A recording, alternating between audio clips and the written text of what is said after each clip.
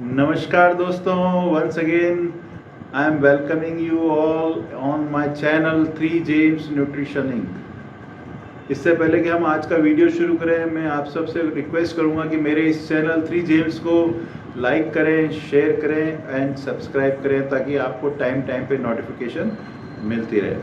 तो आज का जो हमारा टॉपिक है उस पर शुरू करने से पहले मैं दोस्तों आपको बताना चाहता हूँ कि अगर हमारे को वज़न बढ़ाना है या वज़न बढ़ रहा है हमारा, तो हो सकता है उसके पीछे हमारा गलत खान पान या विशेष रूप से अगर हम हाई स्टार्च वाले फूड्स अगर हम खाते हैं तो उनका इसमें बहुत बड़ा हाथ होता है। यानी हमारा वज़न भी बढ़ता है और हमारे को कई तरह की बीमारियां भी लग सकती हैं।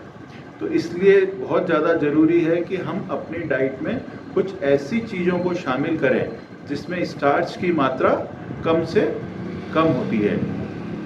दरअसल कुछ घुलनशील फाइबर होते हैं जो कि पेट की बीमारियों में बहुत शानदार काम करते हैं। अगर हम इसको अपने खाने में शामिल करें तो ये हमारे लिए बहुत हेल्दी फूड के रूप में होते हैं। ये हमारे डाइजेशन को सरपास करके सीधे हमारे इंटेस्टाइन में चले जाते हैं और वहाँ पे जो अच्छे बैक्टीरिया हैं या जो गुड बैक्टीरिया हैं ये उनका खाना बनते हैं। इससे वो स्केफाज रिलीज करते हैं। स्केफाज मतलब हो गया शॉर्ट चेन फैटी एसिड्स, जैसे ब्यूटायरेट, जैसे एसीटेट, जैसे प्रोपियोनेट। तो जब इनका उत्पादन बढ़ जाता है गट में तो गट हेल्थ जो है वो अपने आप ही अच्छी हो जाती है। इससे हमारे को गैस भी कम बनती है, कब्ज में भी कमी आती है और हमारे ओवरऑल हेल्थ अच्छी हो जाती है, इम्यूनिटी भी बेस्ट हो जाती है। तो वो जो पदार्थ जिसकी वजह से ये सब होता है उसको हम कहते हैं रेजिस्टेंट स्टार्च, या हम हिंदी में बोले तो प्रतिरोधी स्टार्च हम उसको कहते हैं। सो ये जो आरएस है या जो रेजिस्टेंस स्टार्च है ये एक प्रकार का कॉम्प्लेक्स कार्बोहाइड्रेट है। ये इतनी आसानी से हमारे स्टमक में या हमारे स्मॉल इंटेस्टाइन में इसका डाइजेशन और एब्जॉर्प्शन नहीं होता है या इसमें बहुत समय लगता है। तो इसके छोटे छोटे पार्टिकल्स हमारे गट में पड़े रहते हैं और काफ़ी देर तक पड़े रहते हैं। तो ये बैक्टीरिया उसको फीड करते हैं और वो तेज़ी से ग्रो करके और मल्टीप्लाई हो जाते हैं। तो हमारे जो गुड बैक्टीरिया की जो संख्या है वो बहुत तेज़ी से बढ़ जाती है। तो ये इसकी वजह से क्या होता है, ये अच्छे बैक्टीरिया जो खराब बैक्टीरिया हैं, ये जो वायरस हमारे शरीर में उनको ये जो है वो नष्ट कर देते हैं और इससे हमारी इम्यूनिटी बढ़ जाती है।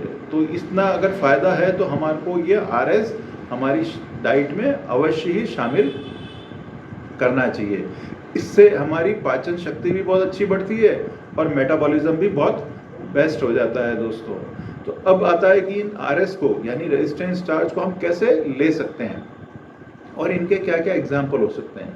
तो सबसे अच्छा तरीका है दोस्तों इसको लेने का वो है ठंडे चावल, है ना। अगर हम चावल को पकाते हैं और पकाने के बाद उसको ठंडा होने के लिए रख देते हैं फ्रिज में 10 घंटे 12 घंटे, और उसके बाद हम थोड़ी थोड़ी देर के में या थोड़े थोड़े चावल अगर हम खाते हैं तो उसमें भरपूर मात्रा में हमें रेजिस्टेंट स्टार्च मिलता है। दोस्तों रेजिस्टेंट स्टार्च ठंडे चावल अगर हम खा रहे हैं तो वाइट चावल की जगह अगर हम ब्राउन राइस लें तो इसमें हमारे को डबल बेनिफिट मिलता है। एक तो उसमें हमें रेजिस्टेंट स्टार्च मिल रहा है, फाइबर भी मिल रहे हैं, इसके अलावा हमारे को फॉस्फोरस, मैग्नीशियम, है ना, और कई तरह के विटामिन भी ब्राउन राइस में मिलते हैं। तो हमारे को ब्राउन राइस खासतौर से जो डायबिटिक हैं या जिनको वेट लॉस करना है उनको तो ब्राउन राइस ही खाने चाहिए और ठंडे होके खाएं तो उसका डबल बेनिफिट्स मिलता है क्योंकि उससे रेजिस्टेंट स्टार्च मिलता है। दूसरा तरीका हम इसको ले सकते हैं हम सेम की द्वारा, या सेम फली जिसको हम कह सकते हैं, या फलियां जिसको हम कह सकते हैं, वो बीन्स। अगर हम उनको भी खाते हैं तो उनसे हमें फाइबर भी मिलते हैं और प्रतिरोधी स्टार्च भी काफ़ी मात्रा में मिलता है।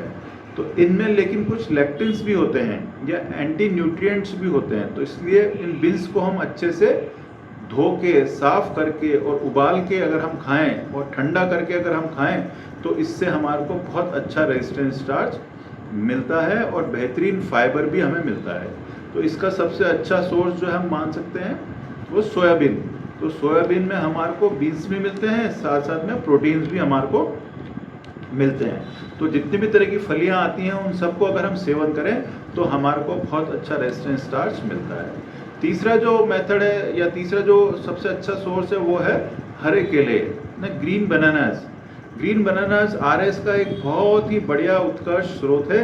इसमें हमें ना केवल आरएस बल्कि vitamin 6, vitamin B6, vitamin C है ना, फाइबर जैसे पोषक तत्व भी मिलते हैं। तो पीले केले की जगह हम हरा केला खाएं तो उसमें हमारे को कॉम्प्लेक्स स्टार्च मिलता है और जो इजीली डाइजेस्ट नहीं होता और हमारे को एक हेल्थी ऑप्शन देता है। तो हरे केले की आप सब्जी भी खा सकते हैं, हरे केले को आप कच्चा भी खा सकते हैं। ये बहुत अच्छा सोर्स है एक हमारा रेजिस्टेंस स्टार्च का। और फिर हम अन्य जो पके हुए भोजन हैं उनको भी अगर हम ठंडा करके खाएं तो उनसे भी हमारे को रेजिस्टेंस स्टार्च मिल सकता है। जैसे ठंडे आलू है ना, आलू को भी अगर हम पका के फिर ठंडा करके खाएं तो बहुत अच्छा रेजिस्टेंस स्टार्च मिलता है। सभी तरह की सब्जियां या चावल जैसे मैंने बताया, या पास्ता या शक्करकंदी या मकई या सोयाबीन या और भी कोई जो खाना है हमारा, उसको अगर हम ठंडा करके खाएं तो उससे हमारे को बहुत फ़ायदा मिलता है। तो इस तरह से दोस्तों मैंने आपको बताया कि कैसे रेजिस्टेंस स्टार्च का हमारे को फ़ायदा मिलता है। अब जो एक्चुअल फ़ायदे हैं इसके हम ज़रा उन पे बात करते हैं। तो जैसे वज़न घटाने के लिए हमारे को बहुत मदद करता है आरएस। कैसे? क्योंकि जब हम इसको खाते हैं तो ये काफ़ी देर तक हमारे गट में रहता है और उससे हमें फुलनेस की फीलिंग आती है। तो जब हमारे को फुलनेस की फीलिंग आती है तो हमें भूख भी कम लगती है और हम खाना भी कम खाते हैं, तो हमारा वज़न भी कंट्रोल रहता है और कई बार कम भी हो जाता है। फिर दूसरा, ये दिल के स्वास्थ्य को बहुत ही अच्छा करता है। क्यों? क्योंकि ये हमारा जो खराब कोलेस्ट्रॉल है, एलडीएल कोलेस्ट्रॉल है, उसको कंट्रोल करता है, उसको बढ़ने नहीं देता। तो जब एलडीएल हमारा कंट्रोल रहेगा तो दिल का स्वास्थ्य भी अच्छा रहता है। ये हमारे ब्लड शुगर के लिए भी बहुत अच्छा है। अगर आप फास्टिंग शुगर देखें या पीपी शुगर देखें तो वो भी कंट्रोल रहती है आरएस खाने से। फिर ये इंसुलिन की सेंसिटिविटी को भी बढ़ाता है या बढ़िया रखता है।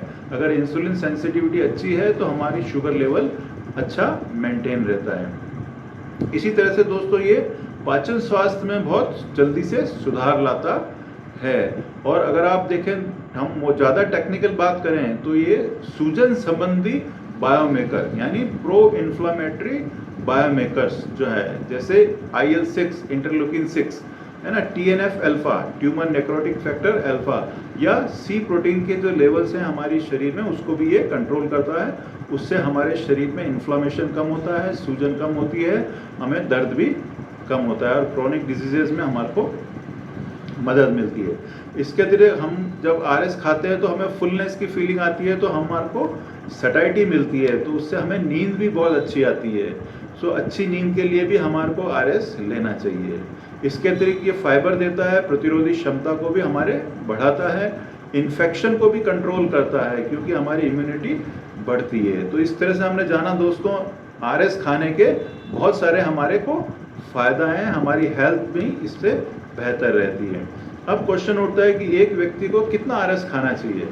तो किसी भी वयस्क व्यक्ति को कम से कम एक दिन में 25 से 40 ग्राम आरएस का सेवन अवश्य ही खाना चाहिए। तो अब ये किस किस से मिल सकता है? ये मक्के के दाने से मिल सकता है ना, ये केले से मिल सकता है, ये आलू से मिल सकता है, टेपियोका से भी ये मिल सकता है, गेहूं से भी मिल सकता है, चावल से भी मिल सकता है, उच्च अमाइलेज वाला मक्का से भी मिल सकता है ना, सोयाबीन से भी मिल सकता है। तो इस तरह से कई हमने चीज़ें देखी जिससे हमें रेजिस्टेंस स्टार्च मिलता है। तो दोस्तों आज हमने जाना कि किस तरह से आरएस जो है वो हमारे स्वास्थ्य के लिए बहुत ही एक अच्छा अल्टरनेटिव है। अगर हम इसको रेगुलर अपनी डाइट में शामिल करेंगे तो ये हमारी हेल्थ के लिए एक बहुत ही सुंदर ऑप्शन है। सो आज की यात्रा यहीं तक दोस्तों, आगे फिर मिलेंगे। मेरा एक बार फिर रिक्वेस्ट है आपसे, मेरे इस चैनल 3 जेम्स न्यूट्रिशन को लाइक करें, शेयर करें एंड सब्सक्राइब करें।